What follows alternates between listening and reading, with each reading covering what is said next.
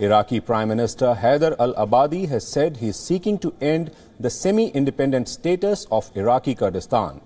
In an interview to a British newspaper, Abadi said that the central government in Baghdad will seek control of all border crossings in and out of Iraq. The Iraqi Prime Minister also maintained they will also take control of infrastructures like Kurdish oil pipeline to Turkey, which will end the economic independence of Kurds. Similarly, Abadi said Iraqi officials will take control of the international airports in the Kurdish cities of Erbil and Suleimania.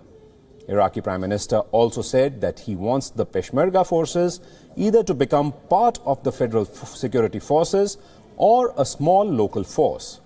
Abadi believes that if all these changes are implemented, then Kurdish autonomy will be diminished to a great extent.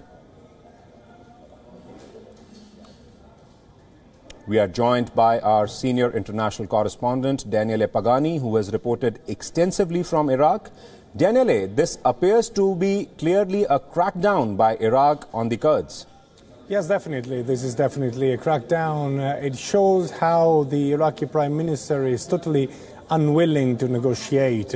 To be honest, he actually told to the Kurdish Authority before they were voting for the referendum not to go and not to vote, because the moment they held what he considers an unconstitutional referendum, then his only reaction would have been what we are witnessing right now. Nevertheless, it is quite surprising to see how tough he's actually standing its ground. We have to remember that Prime Minister Abadi, is facing election in April 2019, so a few months.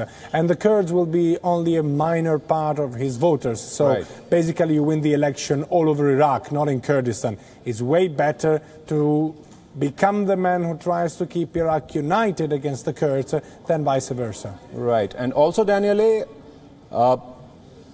is it the case that, or would it be fair to say that the Kurds are down and out and we are not going to witness any resistance from them as far as all of these overtures from Baghdad are concerned?